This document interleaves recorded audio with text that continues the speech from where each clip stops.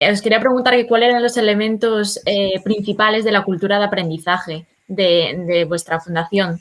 Pero yo creo que a grandes rasgos ya me lo habéis contado. ¿Queréis definirlo con algún concepto así más concreto? Si se os ocurre. Bueno, aquí, y casi seguimos la conversación, pero ya con esta mirada, quizá lo tenemos más claro en los labs, ¿no? Que es otra experiencia donde lo que pretendemos hacer, que quizás es la palabra que falta, que es face making, ¿no? Que hacer sentido, que está muy vinculado con lo que estamos haciendo, con lo que estábamos hablando antes.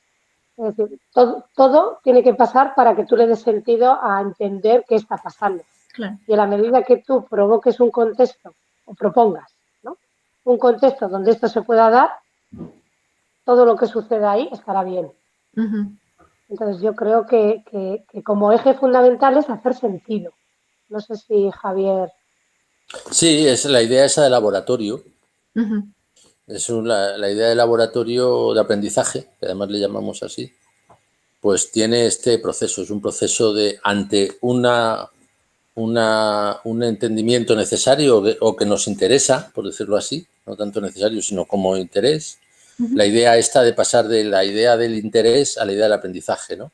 Entonces, sí que nosotros detectamos que a nuestro alrededor hay una comunidad de interés, que los intereses son comunes, y lo que intentamos con los labs es, de alguna manera, cristalizar, precipitar, cristalizar elementos concretos que en un tiempo finito den un resultado.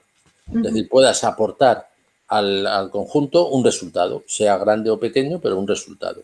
Y eso sí que nos ha interesado en los labs, el establecer una metodología que a través de otro lab definimos de facilitación, muy típica, de pasos del compromiso, pasando por la divergencia, digamos, en la apertura y en la convergencia, buscando cuál es el reto de referencia, etcétera.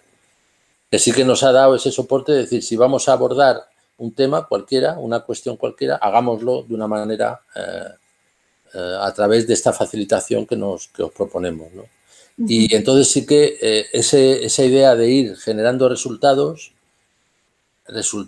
colectivos es un tema interesante para nosotros, porque de alguna forma es como de alguna manera se va a ir evidenciando los aprendizajes que podemos ir teniendo, ¿no? Claro. Fantástico.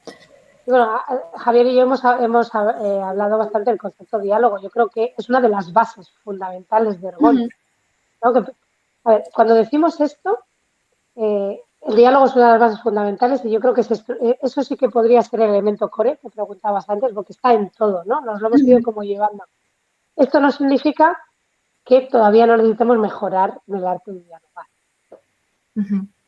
Somos muchos miembros y hay gente que sabe dialogar mejor, que sabe cuál es el espíritu del diálogo y personas que todavía pues no lo han, les cuesta más, ¿no? Pero yo sé que, no sé qué te parece, Javier, poner el diálogo como centro, ¿no?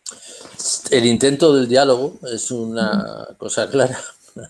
El diálogo asincrónico funciona muy bien, el diálogo sincrónico es más difícil. Esto es un tema interesante porque lo asíncrono me parece que es clave en los procesos, digamos, más abiertos. Lo síncrono tiene mucho más tensión y yo creo que lo asincrónico claramente sí. Y nosotros buscamos el diálogo en cada uno de los elementos de intentar que aquellos que están en ese espacio-tiempo que dice Carite se sientan en una dinámica de diálogo, ¿no? Incluso a nivel de online, porque 2 años pues prácticamente llevamos toda la pandemia, o sea, el diálogo, intentamos que se entienda el círculo de personas que están de una manera más física, ¿no? Relacionada. Intentamos incluso gráficamente plantearlo, ¿no? En ese sentido, ¿no?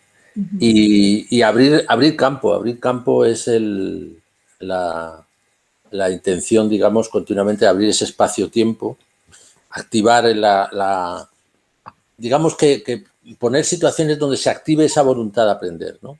La voluntad de aprender es algo que todo el mundo supone pero tiene que activarse para ser consciente además de que estás en esa fase de esa idea de ahora que hemos conseguido de experiencia. Estoy en una experiencia, oye, qué bien, pues eso es lo que se trata, de que te entiendas tú a ti mismo que estás en una experiencia. Y ahí vas a aprender.